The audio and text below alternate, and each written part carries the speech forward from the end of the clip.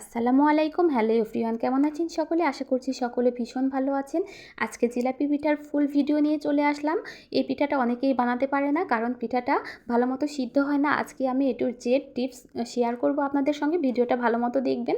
আমি প্রথমে 2 লিটার দুধ এখানে জাল করে নিয়েছি, এর মধ্যে গরম মশলা দিয়েছি আর ভালো করে চিনি দিয়ে বলক তুলতে হবে, এটা শিরা হবে। আর এখানে হাফ লিটারের মতো দুধকে আমি পানির সঙ্গে মিশিয়ে বলক তুলে নিয়েছি। তারপরে গমের ময়দা দিয়ে এটাকে সিদ্ধ করে নিব, তবে একটু নরম করে সিদ্ধ করতে হবে, শক্ত করা যাবে না।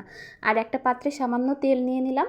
এবার গরম অবস্থায় এই আটাটাকে আমি বেশ ভালো মতো হাত দিয়ে মথে তারপরে এই লম্বা আকৃতির করব। এরপরে আমি জিলাপির মতো এভাবে প্যাঁচ দিব। আর এই প্যাঁচানোটাই হচ্ছে আসল।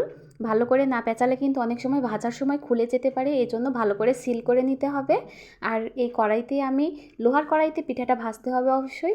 আর এই কড়াইতে আমি কিছুটা তেল দিয়ে দিয়েছি, সয়াবিন তেল। আর পিঠাটা কিন্তু ডুবো তেলে ভাজতে হয়, কারণ পিঠা যদি অল্প তেলে ভাজা যায় তাহলে ভিতরে কিন্তু ফ্লাফি হয় না। আর যদি ফ্লাফি না হয় তাহলে পিঠাটা শক্ত হবে, ভিজবে না। আর যখন লাল হয়ে যাবে, আমি প্রথম থেকে এই লাল হওয়া পর্যন্ত হাই হিটে ভাজবো। তারপরে যখন এরকম বাদামি কালার চলে আসবে, তারপর আমি এটাকে একদম লো হিটে ভাজবো, কারণ উপরে লাল হলেও ভেতরে কিন্তু শক্ত থেকে যাবে। এ কারণে লো হিটে ভেজে ভেজে এটাকে আমি একদম ভেতরে স্পঞ্জি করে নিব, একদম ফ্লাফি হবে, যেন দুধে ভেজানো মাত্রই সুন্দর মতো গলে যায়। এটাই হচ্ছে প্রথম টিপস। আর এভাবে আমি সবগুলো পিঠাটা এপিট ওপিট খুব ভালো মতো ভেজে নিব। বেশি পিঠা একবারে দেওয়া যাবে না, খুব অল্প পরিমাণে পিঠা দিয়ে ভাজতে হবে, তেল যেন পিঠার উপর দিয়ে ভেসে থাকে।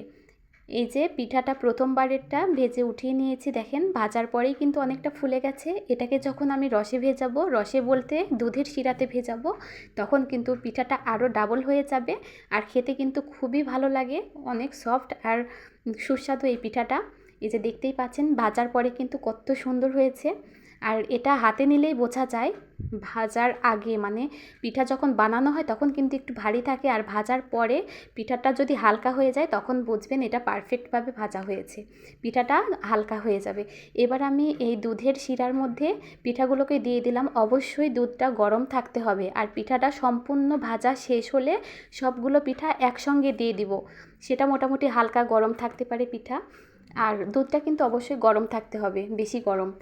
আর আমি যেহেতু গেস্টের বাসায় নিয়ে যাবো, এই কারণে ভেজানোর সঙ্গে সঙ্গেই বক্সে উঠিয়ে নিলাম, কেননা এই পিঠাটা খুবই তাড়াতাড়ি গলে যায়, আমি পরে উঠাতে পারবো না, ভেঙে যাবে এই কারণে।